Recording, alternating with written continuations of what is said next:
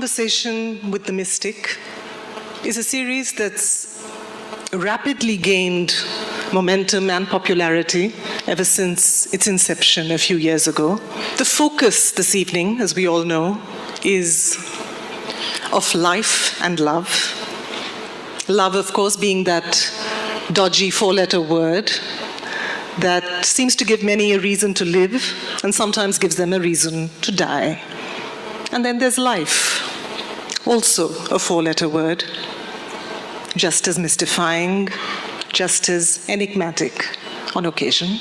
And so we have our two speakers this evening who will be exploring these words, unpacking them, demystifying them.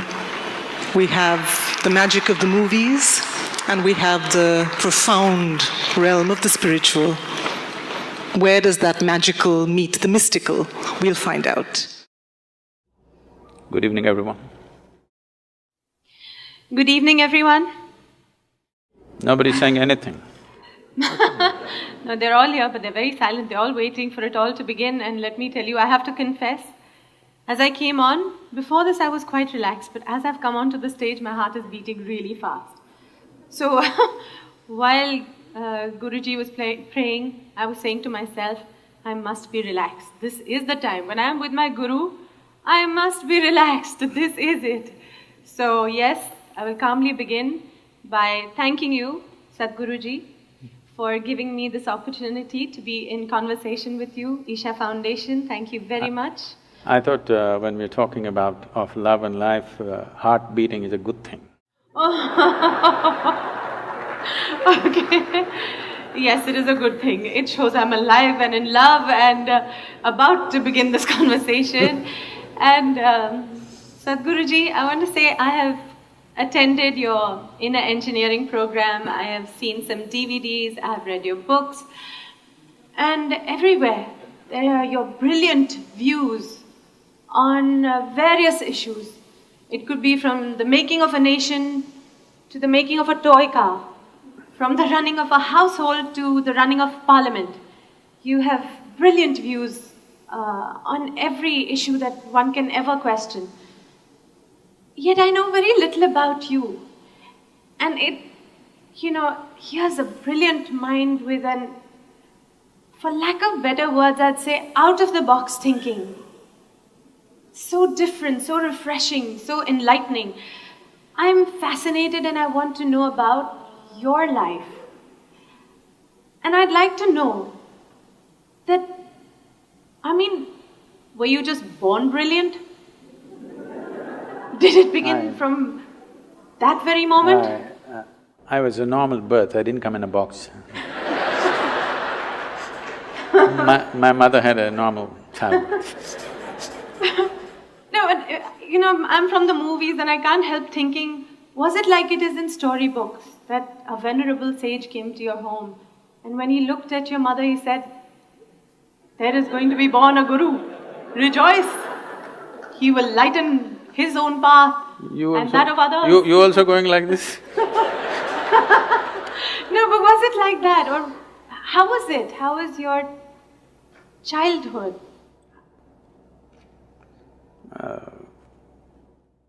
I don't think they all came to listen to my mother's labor pains. No, I'm really fascinated, intrigued that we're all here. But, the way you think, we wait to hear what you have to say. We've all been little children and we've all grown up, but we've grown up and been educated in schools but I find our way of thinking, our way of being very conditioned, like almost systematized. Whereas, so where did it all begin? I think you're looking for something unnatural that happened there. One thing that could be considered unnatural was, it seems I was a very delayed birth. My mother went to the hospital 3 times and came back and she gave up, she said, he's not coming. And when it actually happened, it happened at home. My father being a physician, that was not possible, she had to be in the hospital. 3 times she went and 3 times it didn't happen. They did everything possible and she gave up. So it happened at home. So that's the only reasonably unnatural thing. Everything else was natural birth. I didn't come in a box and I refuse to be educated so the question that you're asking is, do people grow up and blossom or are they brought up by somebody? You will see the general expression is, I was brought up in this place, I was brought up in that way. Especially in the West, you will see, I was brought up Christian, I was brought up Jewish. These are very common words. I think it's absolutely ridiculous and humiliating that a human being has to be brought up. You bring up cattle, okay? You don't bring up a human being. A human being is supposed to blossom by his own nature. That is why he is on the top of the pile, at least on this planet in the evolutionary scale. And most human beings don't seem to understand that, or they're not allowed to understand that by a whole lot of people and they need to be brought up. Bringing up means somebody is molding you.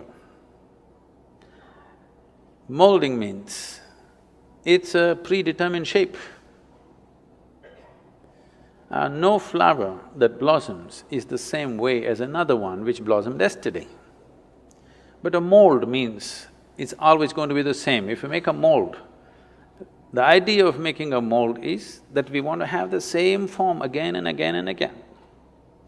Right now, generally, that seems to be the work, unfortunately, of the current education system, the so-called religions that are operating in the world, and of course the family. They want you to be in a certain mold, they don't want you to blossom like a wildflower because they're afraid of anything fresh happening among them.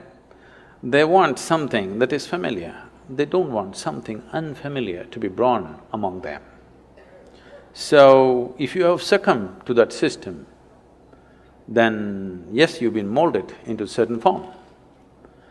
If you allow your humanity to blossom, then you will see you don't belong to any mold. This is the beauty of being human, that there is no a particular way to be. If you were a dog, you would be one way, if you were cattle, you would be one way, if you were a sheep, you would be another way, if you were a bird, you would be another way, a grasshopper another way. But to be human means there is no particular way. What is human is not defined, not described. It is just that. For every other creature on this planet, nature drew two lines. Within that, they have to play their game. For a human being, only the bottom line is drawn, there is no top line. But socially, people are trying to draw a top line for themselves. But nature has not drawn a top line for you, it's a limitless possibility. And this is what is freaking human beings right now, because they can't decide what they need to be. They're trying to be like somebody else. Only bottom line is set, top line has been removed. This is evolution. But wait, we still didn't quite get to… So how was it when you were a child? Were you put into a school to go the systematic way, and did you keep up with it? Do I look that educated? Don't insult me like that. Actually, you know, when I go and stand in the line, in the immigration lines in particularly in America, they look at me and say, "Can you speak English?" I say,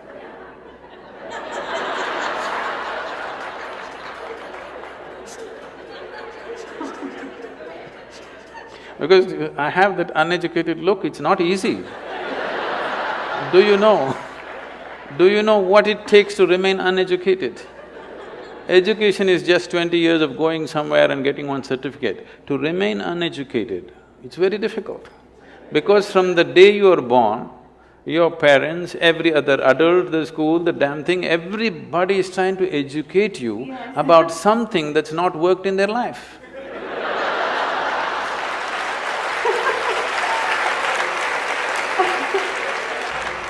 And then, did you also, like we all went through these confused teenage years of not really knowing where we're going? I mean, did you clearly know your path? Not at all. I was…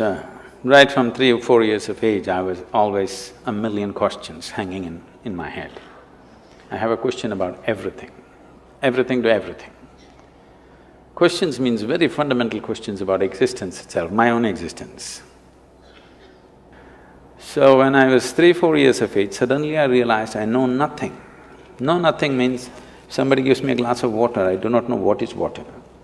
I know how to use it, I know if I drink it, it'll quench my thirst and so many other ways of using it, but I do not know what is water. I'm saying even today you do not know what is water. So only thing available in all three states on the planet, two-thirds of the planet is water, two-thirds of your body is water. If you think life, we think water. But do you know what it is? With all the scientific exploration, we do not even know a single atom in its entirety.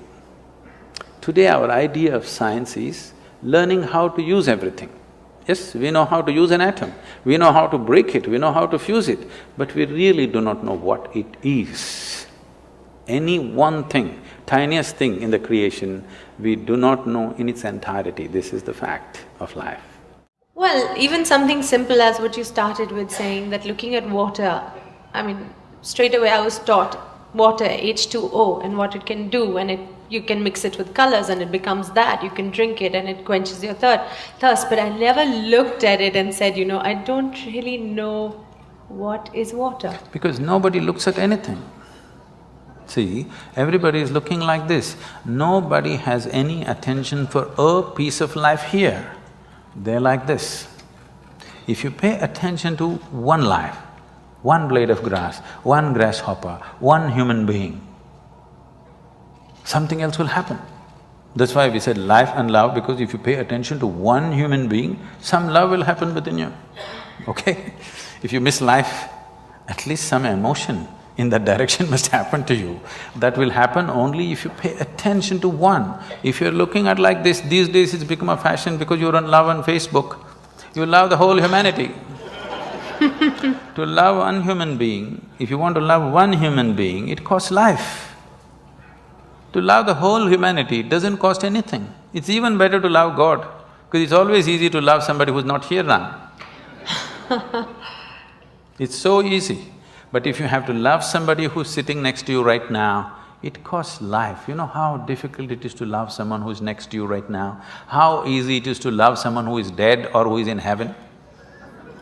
Isn't it so? Let's face it. Because if you have to love one thing is you have to pay attention. Without attention, it will not happen.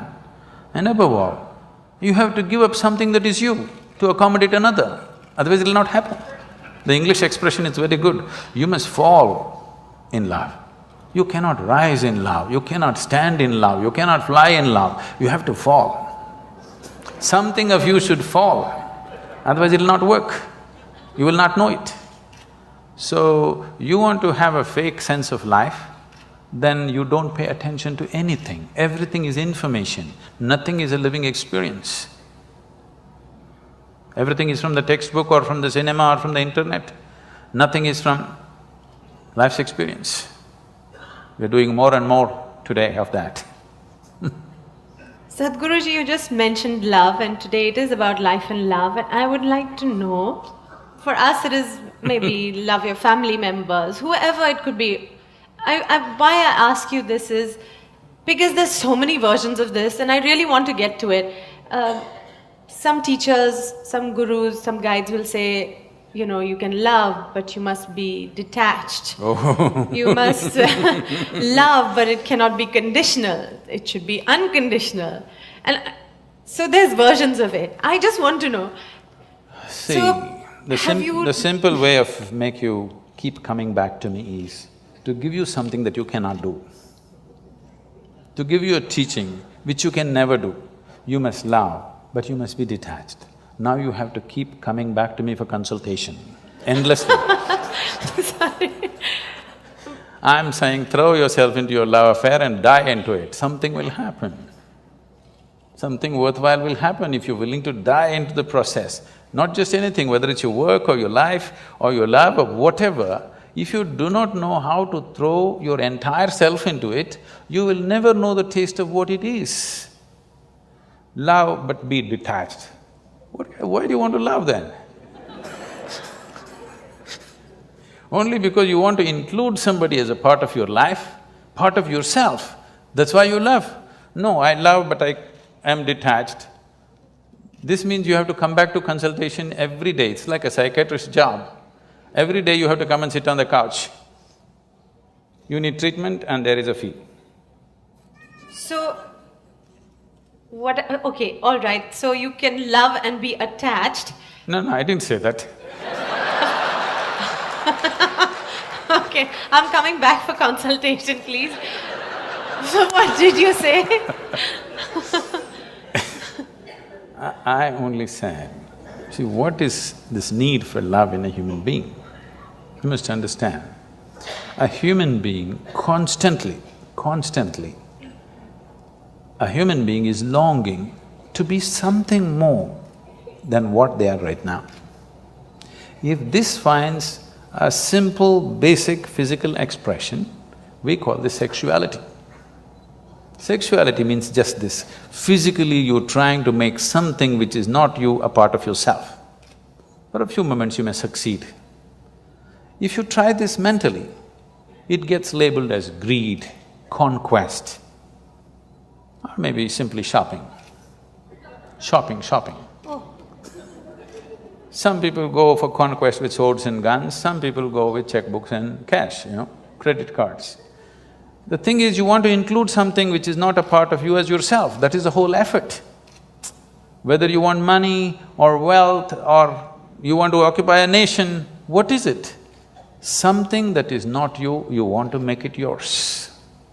Yours is an effort to make it a part of yourself. If it happens emotionally, on the emotional level, if you try this, we call this a love affair. You're trying to make somebody who is not a part of you, a part of yourself emotionally. This is a love affair. If you do it consciously, we call this yoga. Yoga means union.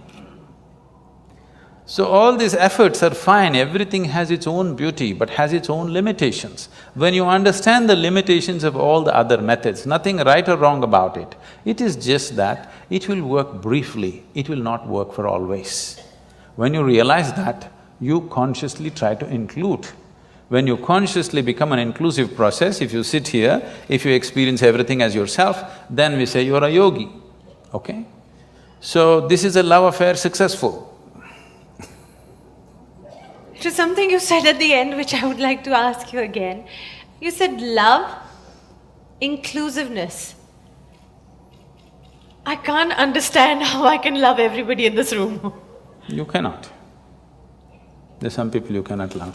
I can barely see up there and up there. So how is that? How do you include everybody in your love?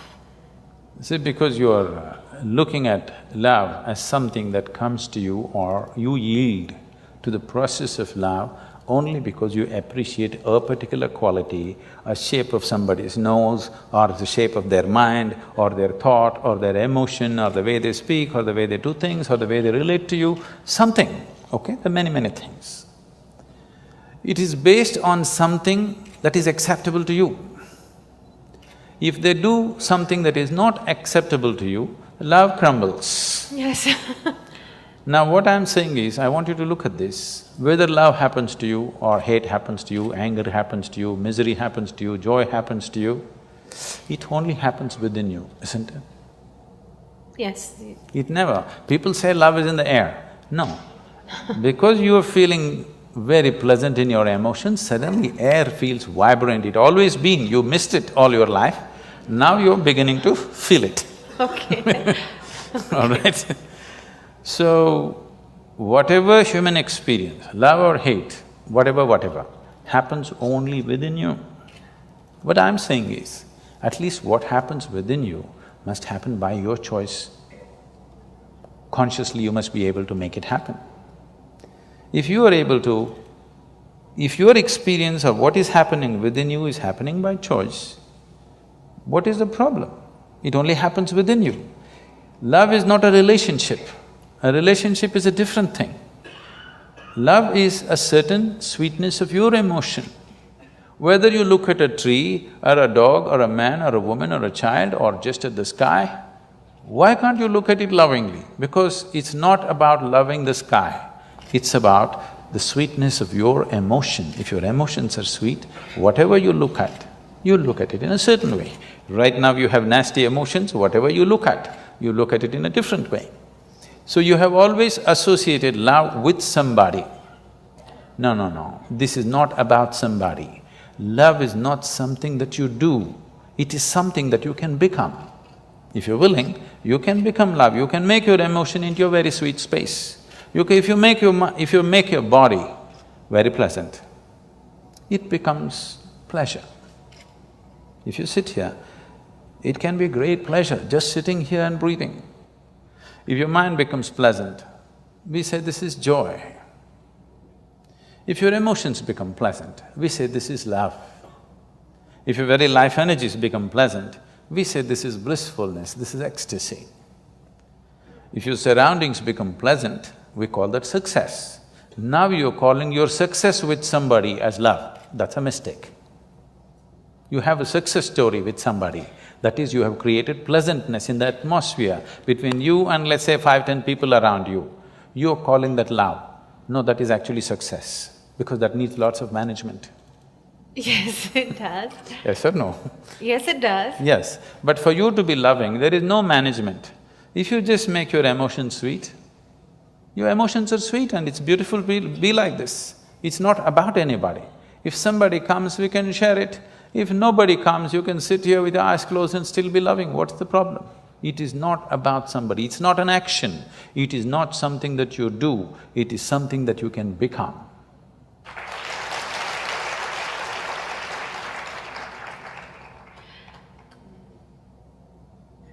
It's a lovely, idyllic.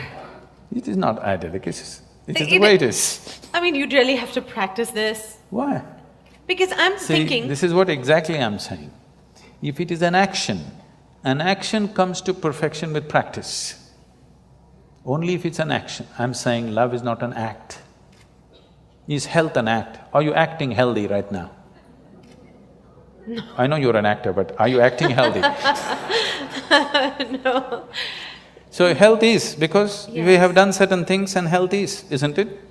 Oh, we've not done certain things, we've been given No. Oh, we've been given, but if you eat bad, if you live bad, you won't be healthy. We've done certain things to manage our health. Similarly, if you do certain things, you can manage the pleasantness of your mind. If you do certain other things, you can manage the pleasantness of your emotion. If you do certain other things, you can manage the pleasantness of your very life energies. This is things that you can do. Now, what you can do internally, you're trying to manage externally. What can be done here within you, you're trying to manage by creating an atmosphere around you, which is a very difficult thing to do, because outside will never happen 100% the way you want it. To some extent we can manage, we can't do all of it by ourselves because there are many forces involved. Sadhguruji, you said something about health, and you said you do certain things for yourself. Certain things. One, you are given health, and then how you maintain it is you eat well, you exercise, and you remain healthy.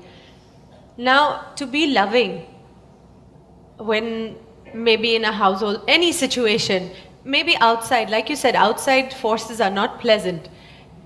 It doesn't come easily to then just be loving. So what is the practice to become that way, or to train yourself to be that way? I want to remove this idea from your mind. You believe you need to practice. Practice means you're trying to perfect an action, isn't it? To be loving at all times? Yes, that is not an act. No, not an act. No, I don't want to go back to the movies, okay? No, to be so accepting, because… No, it's not about accepting. Right now, do you want to keep your mind, your thought process, pleasant or nasty? Tell me, what is your choice? Ideally pleasant. No, just tell me, pleasant or nasty?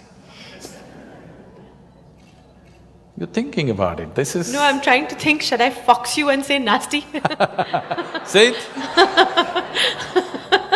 Okay, nasty. I'm going to bless you now. No. Okay, I take back my words. Okay. All right. Any human being's choice for themselves is definitely pleasantness, Yes. isn't it? Body, mind, emotion, everything and surroundings, you want it pleasant. Yes. So why is it not pleasant? Surroundings are not pleasant because of many things. Yes. If your thought and emotion are not pleasant, it's entirely you, isn't it? Yes. Surroundings, not entirely me, it's so many forces. We have to manage them, we have to juggle them. Not always are we successful with everything around us. Different people have different levels of competence to manage the outside. Not all of us have the same, the skill to manage the outside. But inside, your emotion and your thought, why is it not happening your way? This is something we have to look at. This has to be addressed, every human being has to address this. At least your thought and your emotion must happen the way you want. It's like this. On a certain day, a lady went to sleep. A lady went to sleep. In her sleep, she had a dream, I think up there. Oh, there are two strata of people. Nobody's asleep, right? So that I could pick on you, I'm just looking if I can see. She went to sleep up there and in her dream, she had a dream. In her dream, she saw a hunk of a man standing in that corner. And then he started coming closer and closer and closer. He came so close she could even feel his breath. She trembled, not in fear. And then she asked, "What will you do to me?" The man said, "Well, lady, it's your dream."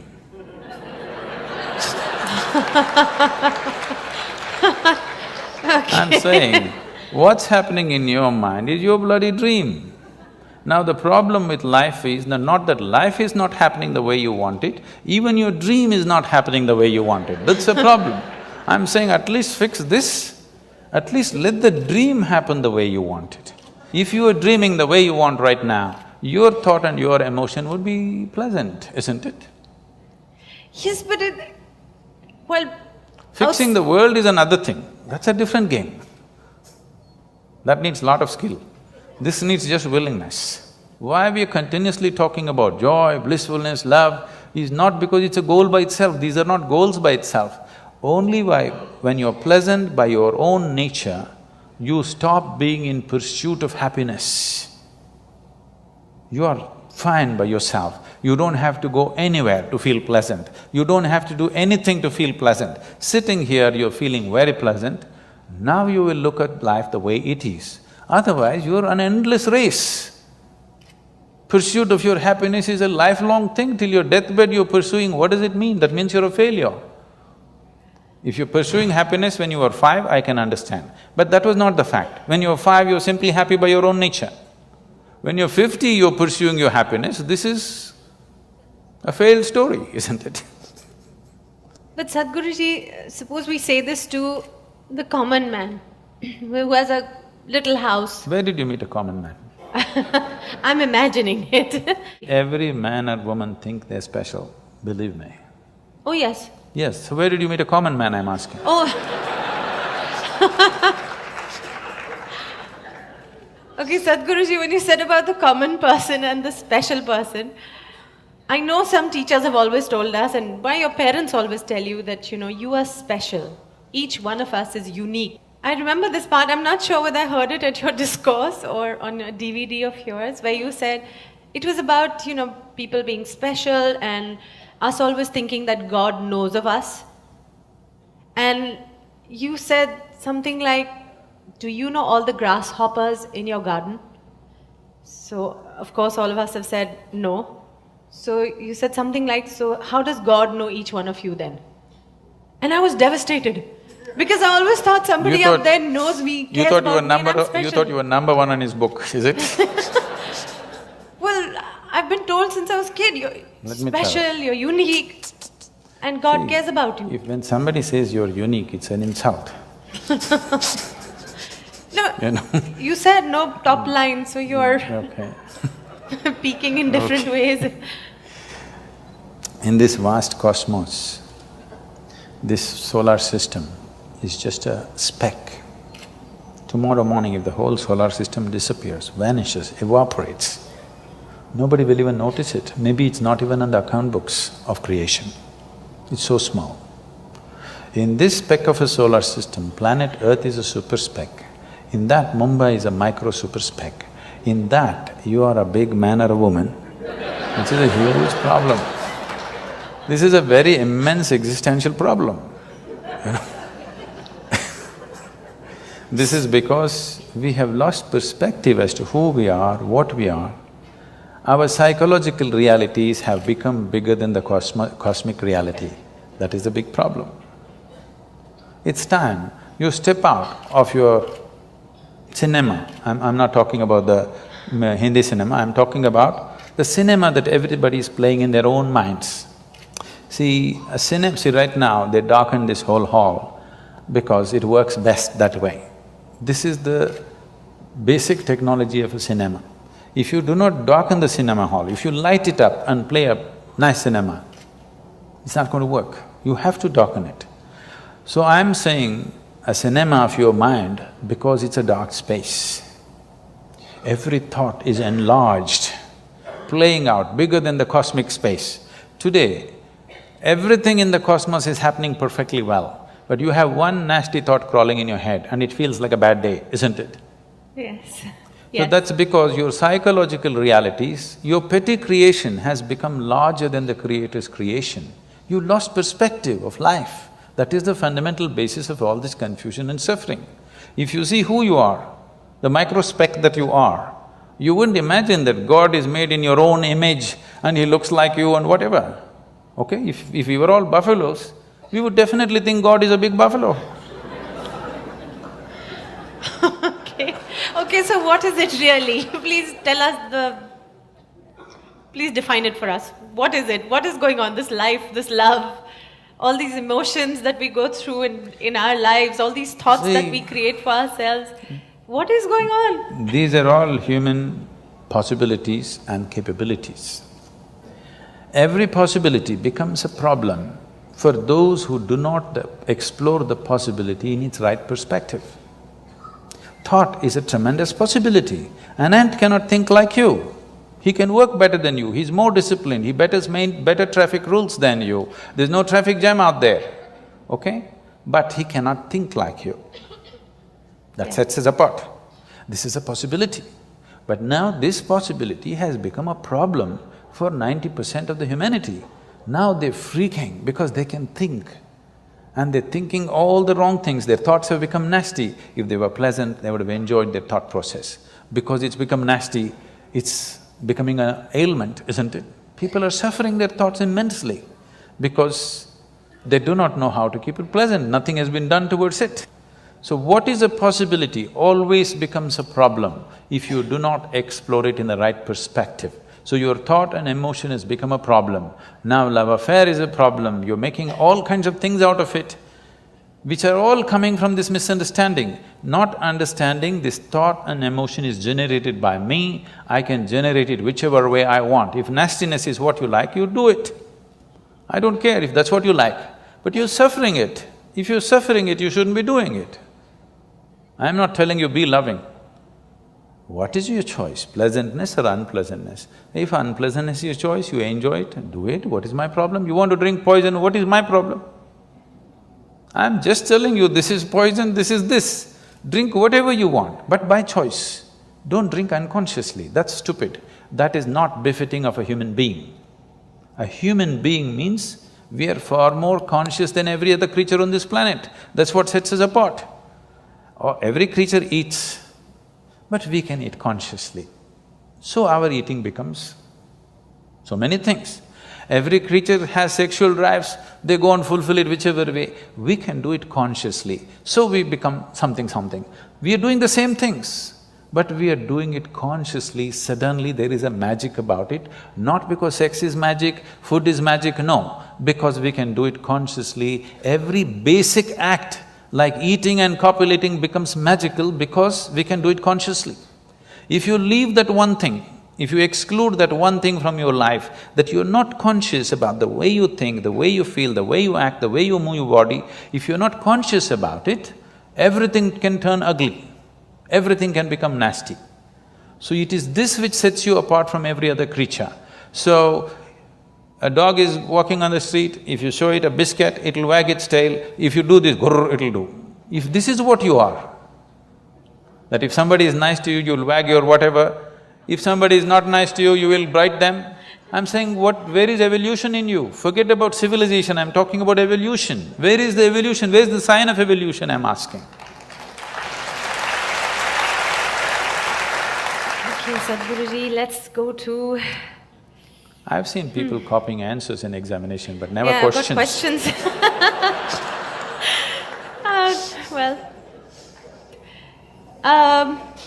Today many women in our modern society are stepping out and having a career.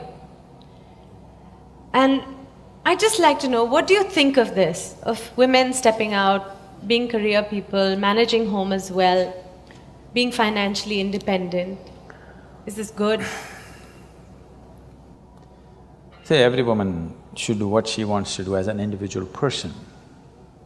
It should not be made into a trend in a society or the only right thing to do in the world.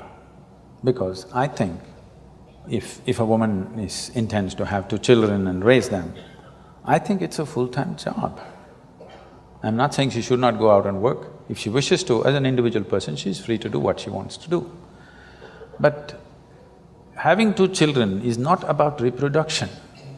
You're manufacturing the next generation of people. How the world will be tomorrow will be determined by what kind of mothers you have today, believe me. You know, I've seen many ladies coming to me and say, when I ask, what are you doing? Oh, I'm just a housewife. I said, why do you say you're just a housewife?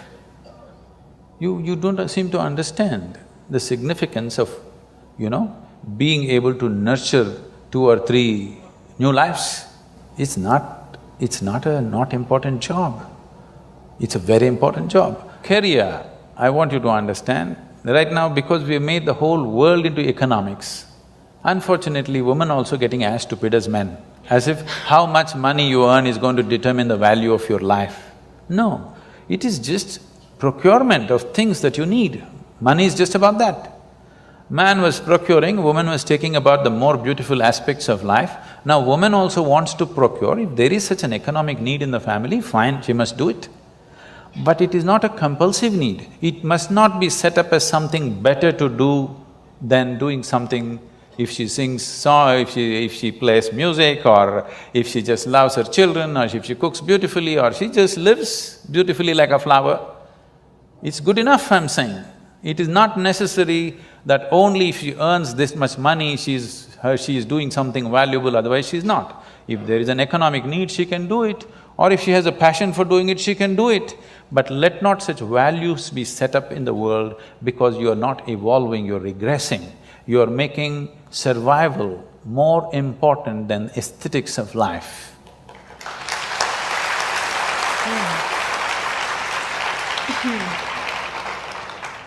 Okay, Sadhguruji, let me take you away from this and let me take you to a world of, say, films.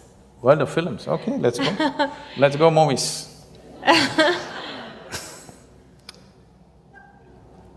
Years ago, when films started and, through the 60s, 70s, there were lovely stories, nice values, beautiful music, lyrics.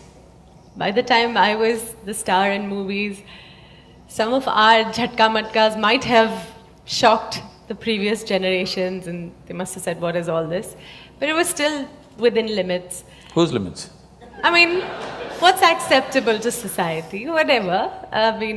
I'll say… And then now, today, the complexion of films, the kind of films we see, it's little clothes, it's live-in relationships are, up there on screen for everybody to see, and nightclub culture. I mean, it sometimes worries me that my children are growing up now, this is what they're seeing, these are the kind of songs that they're listening to. The lyrics are about, from Janam Janam to expiry date songs. Yes. So this is what they're watching, this is what they think is cool, this is the hip and happening stuff. I'm I think little by the concerned. time you came, the Janam Janam was over, isn't it? No, it was still there. It was in the middle somewhere. The music was wonderful. The lyrics were still lovely.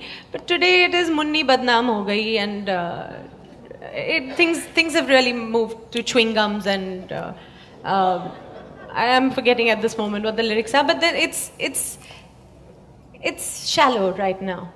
India has the youngest population in the world right now. So with such a young nation growing up on this is the feed. This is what you see, this is what you hear. I'm just a little concerned as to what they will turn out to be. I'm sure your parents were concerned too. Okay, so can I'm sure my parents were very concerned when I was growing up. So every parent has this concern, every generation has this concern that the next generation is going wrong, always. I understand what you're saying. This sudden change, if every generation likes to go one step beyond where the previous generation has stepped in, on almost everything, just for the sake of doing something different, or it's natural, they have grown up in one atmosphere, they take it to another level. The next level. Yes. Next is not always next. That's what you're saying. Next is not always next, right? Yes, it's not higher, it's somewhere else, It's just next. So, this concern is always there, but right now, the change that is happening is not the next. It is a serious influence because in the last 15 years, the world's ability to communicate across cultures and borders is so heavy and so unprecedented. Nobody has ever been used to this kind of influences before, okay, never before. This level of influence on our young people, never before possible, no other generation has ever experienced this kind of onslaught from so many directions, and the volume of influence is too big. So, in terms of changes that are happening, it is not next, it is simply somewhere and nobody knows where it is because it's too complex and too mixed. Nobody knows where it is, including the young people, it's just a mix of things. So this is because of a sudden onslaught of information and communication. It is not for us to judge whether it's good or bad, it is just that definitely this level of information. When I say information, it's like when we were growing up, I believe it was true for your generation also, we never knew what is boredom, okay? There was no such thing, we were just excited about everything that came our way. But you see today 12-year-old kids, if you tell them what, oh.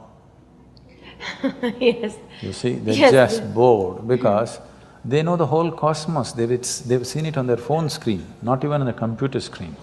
On the phone screen, they've seen entire cosmos, they know everything. Things that you do not know, they know, you ask them, they know it. Yes. By information. By the time they're 18, they have had 5 love affairs and gone. In the Western world, it's like that, here also it's beginning to happen, okay? So by the time they're 18, they've seen everything that you need to see with body, mind, emotion, okay? By the time they're 25, what? What next? What next? No. Yes. You will see, this is not my wish, but this is something that I see, the way people's minds are working, the way they're being laden with information. I'm not by any standards a pessimistic person, but I'm just seeing this. If this level of information continues and it'll multiply manifold for the coming generations, you should not be surprised in the next 50 to 100 years, if 50% of the human population choose to commit suicide, you should not be surprised, because that is what will happen to the mind. Somebody's clapping, look at this, it's popular. No, you've just touched a chord, that's… No, I'm saying, I think we realize something… Today, this day, more people commit suicide in this world than all the wars and murders and accidents manage to kill. So more people are on self-help already than murderers, warmongers, bad drivers, everything put together. More people are on self-help. And if this level of information onslaught continues on human mind, I know the nature of mind absolutely, because I know my mind. I know how it works, what it can handle, what it cannot do. I know it clearly what human mind is. That's the reason why I don't have to read people's books or listen to their entire thing. If they say one sentence, I know what their mind is. Because I know the structure of human mind entirely, otherwise I won't be who I am. So I'm saying this, if this level of information onslaught continues at the same pace or at higher pace, which is possible in the next few years, this will definitely lead to wanting to terminate yourself because there will be nothing to live for. There is no joy and excitement about anything. You please watch your children. By the time they're 12, 15, they're just bored. You look back at your own life. Those of you who are over 50 years of age, just look back at your own life. When you were 12, 15, was there any room for you to get bored about anything? Simply you were excited about every little thing, isn't it? Today you will see it's almost a common feature. 12, 15-year-old kids are just bored. Only thing is… Yes, they're all on iPads, iPhones, yes, they're on gadgets. Because we are talking about love and life, all this will not mean nothing. Because you had one love affair when you were 18 years of age, you thought this is your life and you're going to willing to die for it, whether you died for it or not, but at least at that time you thought you'll die for it, okay?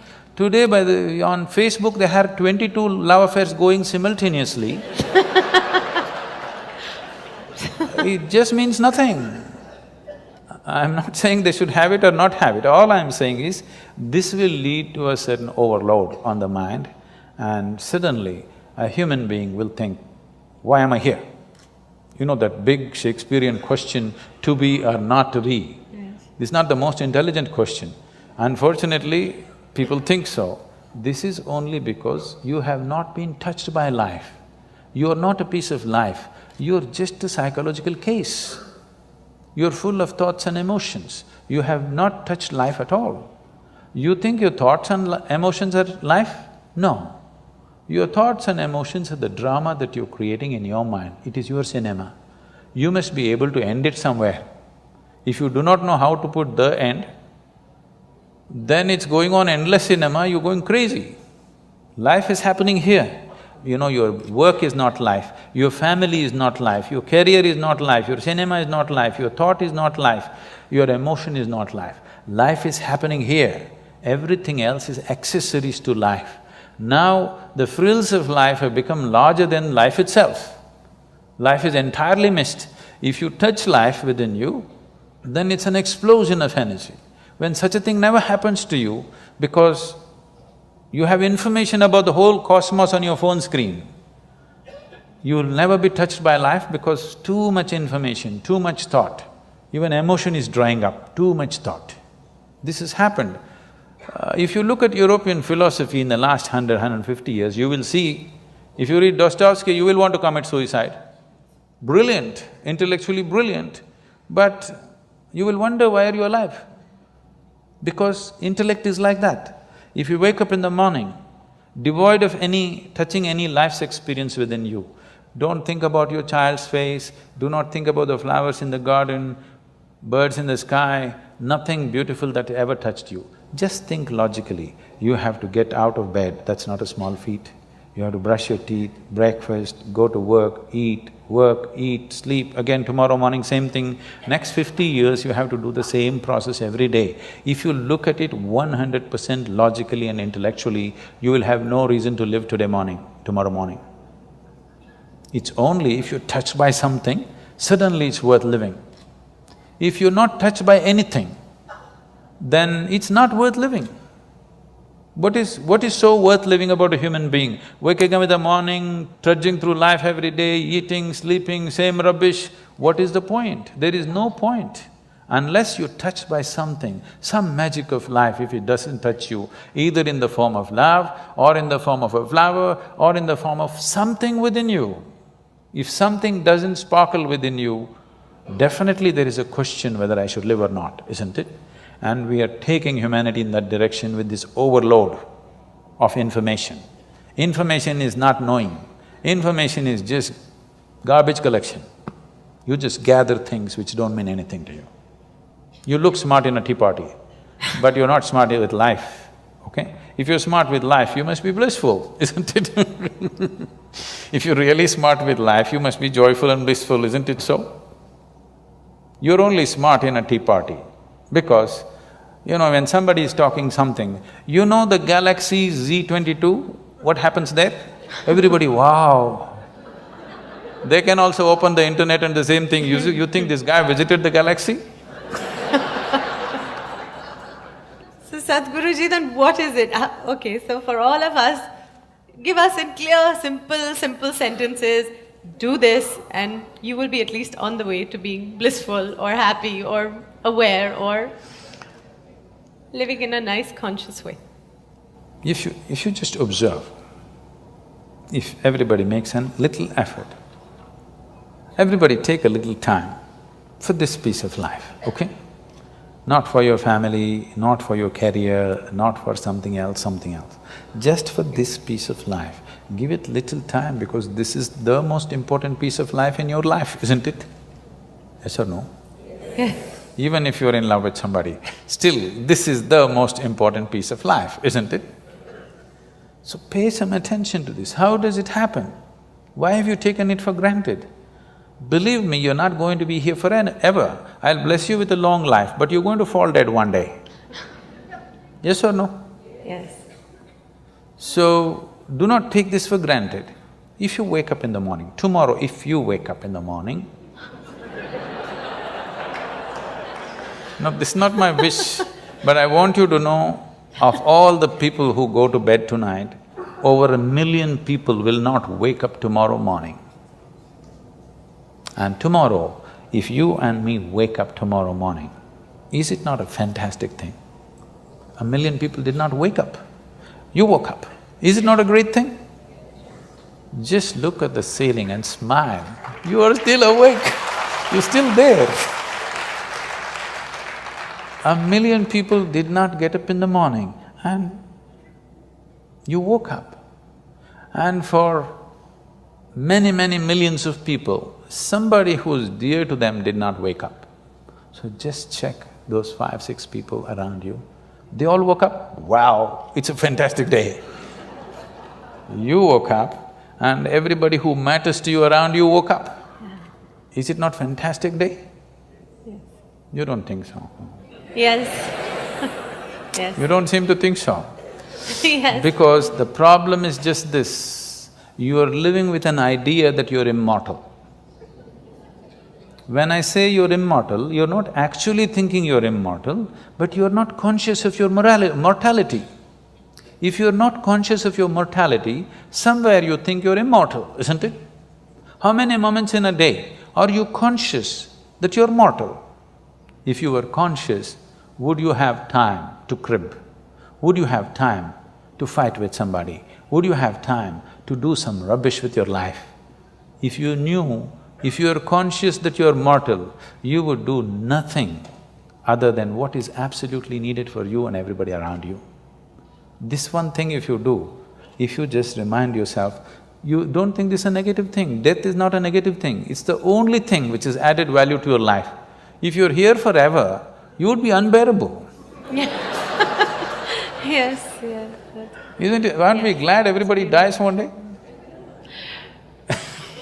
If you just become conscious of this one thing, that always you're conscious that I'm mortal, you don't have to think, I will die today, we don't intend, we want to live as far as possible.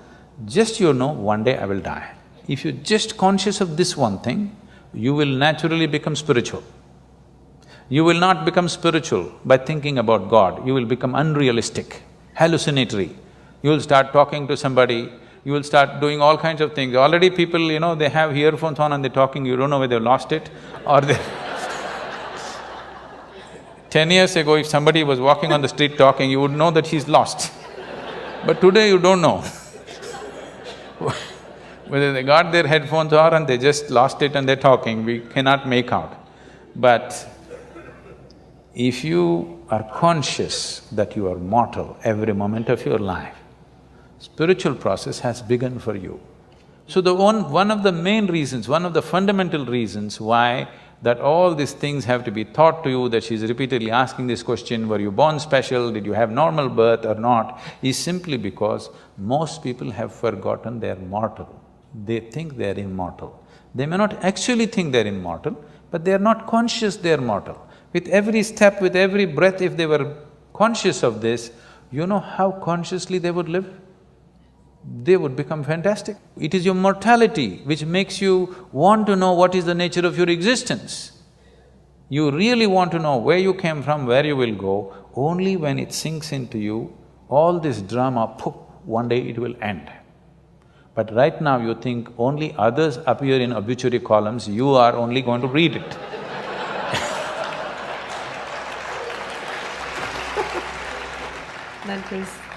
That is simply beautiful. That's all that's needed.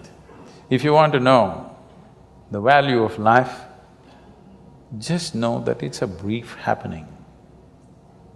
The time that you spend here as life, it's a very relative experience. If you're truly joyful and ecstatic, it's horribly brief, believe me. I feel like I was born day before yesterday, see already how I've become. Okay? Yes. But on a particular day, if you're depressed or miserable, it seems one day seems like an endless thing. Yeah. So, only miserable people have a long life. Yes.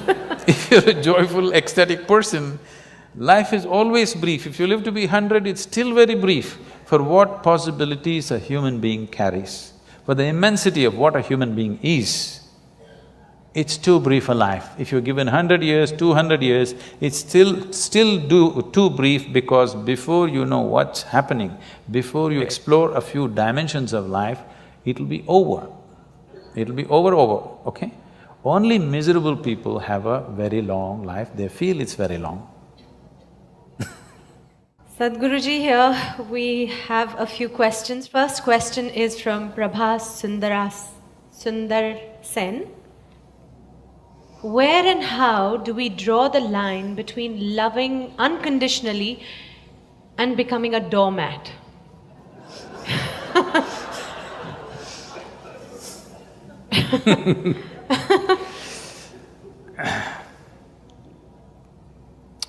See, we need to understand this. What's being right now passed around as love is generally a mutual benefit scheme. You give me this, I'll give you that. If you don't give me that, I don't give you this. This is not said, but it's done. Okay. It's done, isn't it? It's not said. So, human beings have physical, psychological, emotional, economic, social and various other kinds of needs. To fulfill these things, when you say, I love you, instead of making these things ugly needs that we have to, ugly transactions that we have to do, you give me this, you give me that, to bring some aesthetic and beauty to this transaction, we coat it with a certain amount of sweetness of emotion, which we call as love affair, where the transactions happen more smoothly, because once we are human, somehow doing basic transactions in a basic way makes us feel ugly. If you take food with both your hands and eat it, it's ugly, isn't it? We want to eat in a certain way. Similarly, to fulfill our physical needs, emotional needs, economic needs, we have arrangements where we can conduct this in a more aesthetic manner. I'm not saying it's right or wrong, this is the fact of life. So this level of love, I call this is enough to fulfill the domestic needs of one's, for two people to live together, to fulfill their needs, to produce children, to raise them. Domestic level of love affair people can have. But if people want to have a love affair which will bring them to an ultimate union, then not many people are competent to do that. Not many people are ready to have that kind of a love affair where it'll make two lives into one. Two becomes actually one in experience. That will need something more. Most people are competent of using love to fulfill the domestic needs. But to go beyond that, they are not ready. And when I say they're not ready either, I'm not talking about this person or that person. So when one is ready and another is not ready, or one is making an effort and another doesn't have the effort, then it feels like somebody is becoming a doormat. That is what it is, that it feels like they're being exploited. But above all, one who is longing to use love as a way of ultimate union should not be bothered about being doormat, this and that. In India, we have a culture where by choice people name themselves as slaves. You know, Ram Das, Krishna Das, this Das, that Das. What is it? They're openly saying, I'm a slave, I'm a doormat, I want to be a doormat. They're not saying, I'm afraid I'll be used as a doormat, they're saying, I want to be a doormat. So this is a kind of love that they are wanting to use for ultimate union. This is not for domestic purposes. So if you're looking for ultimate union, then love is a different affair. If you're looking for conducting of domestic affairs, then you must manage dignity, who gets what. If anybody is using more than what they should, then if you don't give me that, I don't give you this, okay? Otherwise, if you're looking for ultimate union, you should not think of all these things, that's a different affair. That's not much social thing.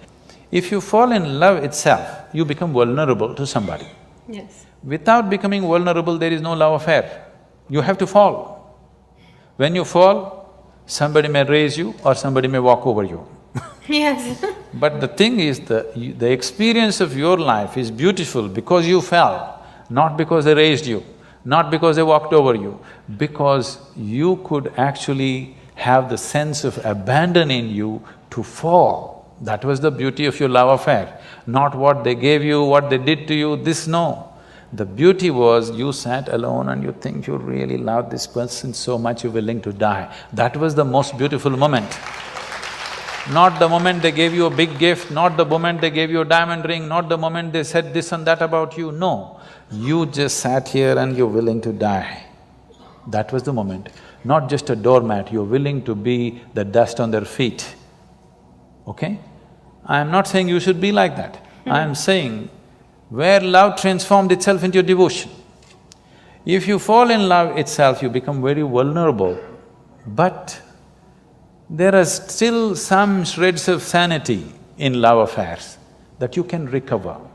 But if you become a devotee, there is no sanity left and you cannot recover.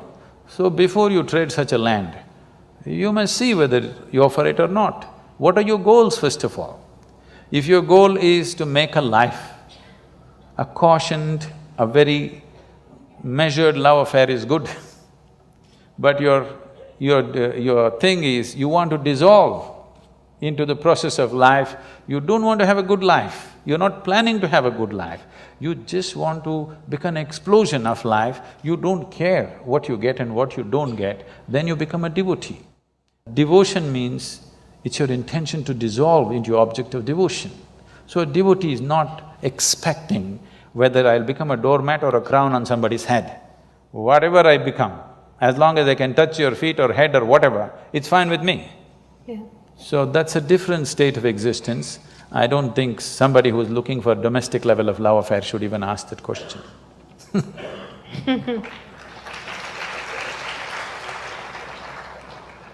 We have one question from the social media, the Facebook. Amit Madan wants to know, in this materialistic age, the real feeling of love is disappearing from our life. Most of the love we receive from others and express to others is superficial. How can we reinforce the real feeling of love in our own life and in others? Forget about others. If you learn to be loving by your own nature, not because of somebody else or something else. I know the question is coming from Facebook, there's an enormous possibility. You can even love those people who don't even exist. So I'm saying it's a tremendous possibility. So, if you just become love, not love somebody, then you will know the nature of love. If you love somebody, it's a fickle happening. Because no human being will happen 100% the way you want them. Every human being on this planet is going to disappoint you, believe me. Not because they'll do something wrong, because nobody can fulfill the unrealistic expectation you have of them. It's simply not possible. Have you been able to fulfill anybody's expectation, I'm asking you, entirely? Partially, but never entirely, isn't it? So nobody else will be able to do it. Unless you're still such a hopeless romantic, you're still waiting, that ideal person is going to come from somewhere. No, believe me, whoever comes, I want you to know, the ideal people whom you worship, when Krishna was there, his wives complained, all right? So there is no hope for us. Yes, please remember this. Okay. Sadhguruji, this is where we open, the platform. It's anybody has a question, this is the moment. Yes, please. My name is Anant. My question is about marriage, divorce. No, they're two different things, huh? See, today is many youngsters, like many of them, they don't want to marry. And few of them who marry, there are occasions where they are getting divorced. So, would you like to throw some light on this situation, Sadhguru? So you need to understand the institution of marriage. One thing is, as we said a little while ago, it's about bringing a certain sanctity to the simple basic needs that every human being has. I will repeat, there are physical needs, there are psychological needs, there are economic needs, emotional needs, social needs, variety of needs. To fulfill all these things, we set up an institution called marriage where all this can be conducted in a sensible manner. Otherwise, if we did it on the streets like every other creature, it would turn ugly for us and we will feel not good about it. So, to bring some sense of organization, some aesthetic, some stability, because man and woman coming together naturally brought fresh life. The nature of human life, the nature of human offspring is such that because of the possibilities that a human being carries, it is, compared to any other creature, it is the most helpless life, which needs maximum amount of support. You could leave a puppy on the street, as long as he gets food, he grows up into a good dog, no problem. But not so with the human being, he doesn't need just physical support, he needs variety of support and above all, a stable situation. Whether there should be marriage in society or not, one will debate when they are 18 because physical body is asking for freedom, all right? At that time, everybody questions, is marriage really needed? Why can't we just live whichever way we want? But when you are 3 years of age, you valued marriage immensely, a stable marriage immensely, isn't it so? Yes or no? Yes. Yeah. Not yours, your parents. Your parents, yes. When you're 3-4 years of age, you're 100% for marriage. Again, when you become 45-50, you're 100% for marriage. Between 18 and 35, you're questioning the whole process. Okay? That's true. I'm not saying marriage is the thing, but do you have a better alternative? If you have a better alternative, damn the marriage. But you have not come up with a better alternative, because a stable situation is a must for a child. Once you have a child, it's a 20-year project. Yes. Okay? That is if they do well. If they don't do well, it's a lifelong project.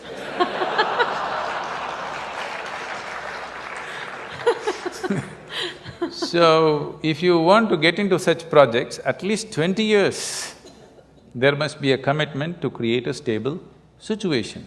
Your whims and fancies will change, your emotions will change. If that is what it is, don't get into such situations. It's not compulsory for everybody to get married. It's good, young people, you're saying people are thinking whether to get married, and I'm glad. It is not necessary for everybody. But if you get into it, and especially if you get into children, you must understand it's a minimum 20-year project, whether you like it or you don't like it. Otherwise, you shouldn't get into those projects. You don't walk into a project, drop it halfway and walk away, isn't it? They have their benefits and they have their problems. It's your choice, but at least choose consciously. You don't have to get married because everybody is getting married. You don't have to talk about marriage and divorce in same breath as if they come together. This is a completely an American idea. You're thinking of marriage and divorce together. Nobody thought of divorce in this country till recently, isn't it? Why should you ever talk about marriage and divorce in one breath? It's a crime. It's really a crime to think on those lines. But if it so happens, something truly went wrong between two people and they have to separate, that will anyway inevitably happen. You don't have to plan it at the time of wedding. Namaskaram, Sadhguru. Okay. Yeah. Namaskaram, Juhi ma'am. You mentioned about survival and you talked about aesthetics of life. I would request you to elaborate on aesthetics of life. And my second question is from my friend. I don't know whether you will answer it or not, but I just want to mention it over here because she has requested me to do so. Her question is, what is the purpose of this universe? Tell your friend I didn't make it. Thank you so much. Why am I being blamed for these things? The only thing I have done is, I have figured the nature of my life. And by figuring the nature of this life, I know by inference, every life has happened the same way. Not just every life, the very cosmos has happened the same way. If you know the nature of this life from its origin to its ultimate, you know the nature of everything by inference, everything that's worth knowing. So tell your friend, I didn't make this universe, so don't blame me for such big things. I just figured my way through my life. And if you figure it, you will see the most important thing that's happening in your life right now is that you're alive. Nothing else. Not that stocks have gone up today, that's not the most important thing. Not your love affair, not this and that. If you don't understand what I'm saying, suppose tomorrow you lost… I'm not saying you must wish, I'm not wishing you must lose, but suppose tomorrow you lost half your money and you're feeling depressed and your mind says, I want to die. Close your mouth, hold your nose like this for 2 minutes. Your body says, to hell with your money, I want to live.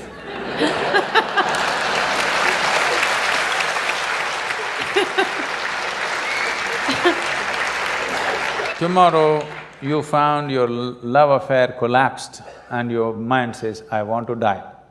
Check. The life within you says, to hell with your love affair, I want to live. Every time you feel little suicidal or depressed, just check. The life within you says, to hell with all these things, I want to live. So I want to know the most important thing that's happening to you right now is life itself. Not the fancy thoughts that you have, not the emotions that you have, not financial arrangements or family arrangements or whatever rubbish you have built around you. These are all accessories to life. These are all frills. Frills are so much you're missing the skirt, that's the whole problem with you. Yes, so much frill. Fundamental things are forgotten. So, this is the most important thing. Right now for most people, life means their job, life means the new house they're building, life means the car that they bought, life means their wife, their husband, their children. No, life means what's throbbing here, not even your body, not your mind, not your thought, not your emotion. What is right now throbbing here, this is life. Because this is on, everything else seems to be meaningful. If this one stops, nothing around you means any damn thing to you or to anybody.